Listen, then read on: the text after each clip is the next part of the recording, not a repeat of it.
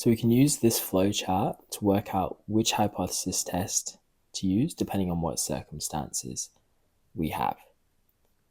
So the first thing we're going to do is work out whether we're looking at means, proportions, or looking for an association. So means implies that the DV is numerical. Proportions is something out of something, or a percentage, and that also implies that the DV is categorical, binary, yes or no type response. And then an association, it just depends on the data. So we'll get to all of these in a second. So means, proportions, looking for an association, that's the first question. Let's start off with means.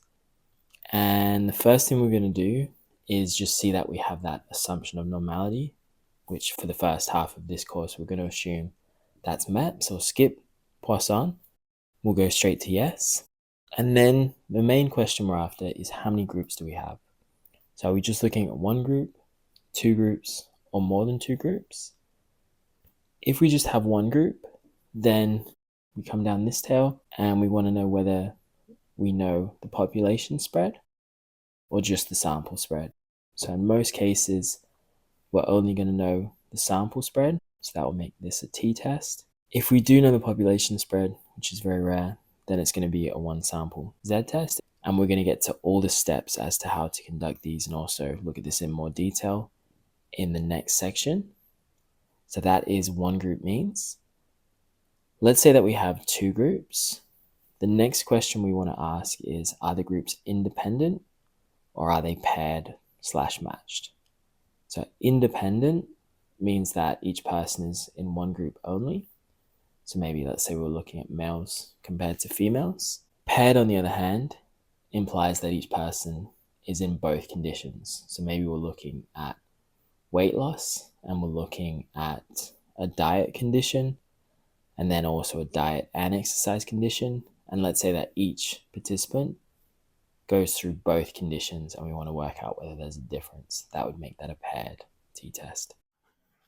As soon as we have more than two groups, so three or more, then that means we're going to be doing analysis of variance, or ANOVA for short.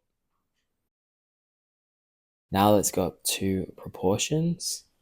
And again, we're just going to assume the normality condition is met. We'll come back to what this means in a second or later on in this unit. And that's going to be a one sample proportions z-test. If we're just looking at one sample, if we have two samples, it's not on here, but if we have two samples, two sample proportions z-test, and so on.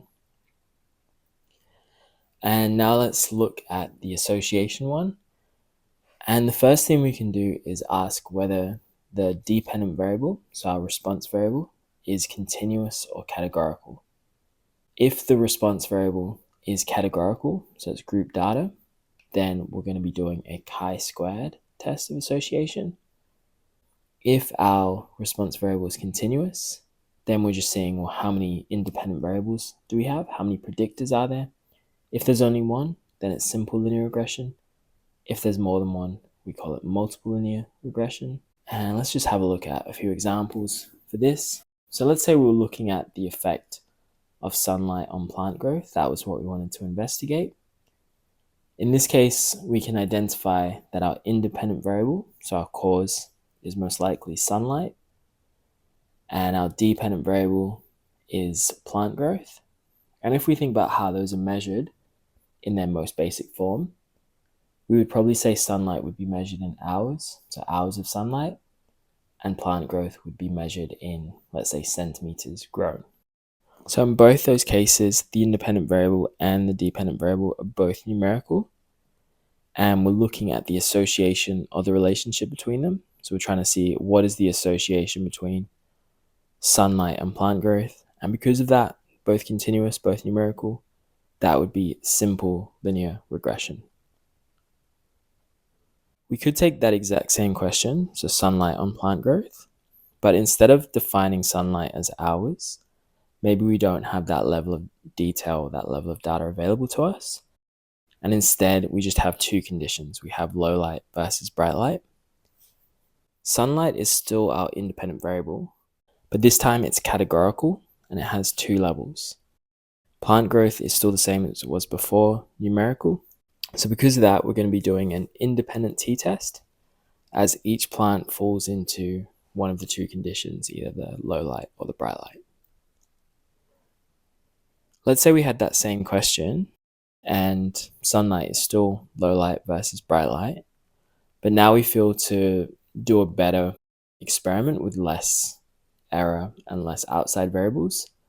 We want each plant to experience both conditions. So let's say we put the plants in the low light conditions for 4 weeks, give them a washout period. We could even counterbalance the order. So some are in the low light, some are in the bright light. And then after 4 weeks, we swap them so that each plant has experience in both conditions. That would then be a paired t-test. So we still have two groups, we still have a numerical dependent variable, but as each plant undergoes both conditions, it's now a paired.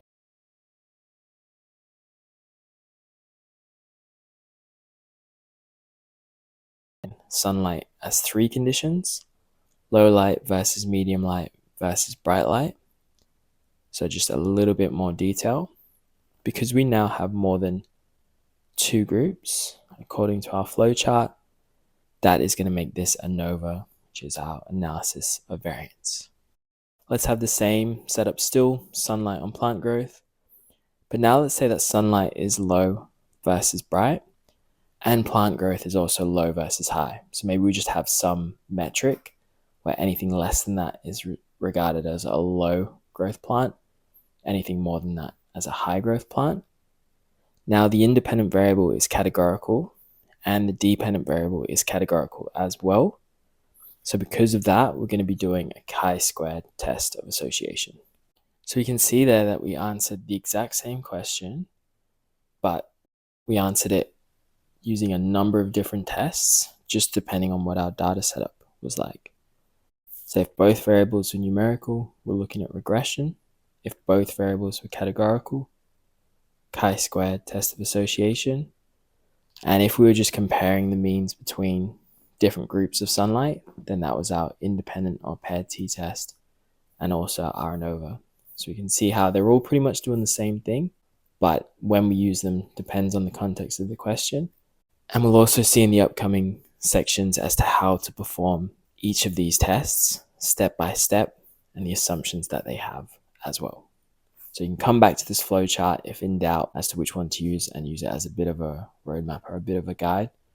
And the more you do, the more comfortable you get recognizing pretty quickly this is this one or this is this one and so on.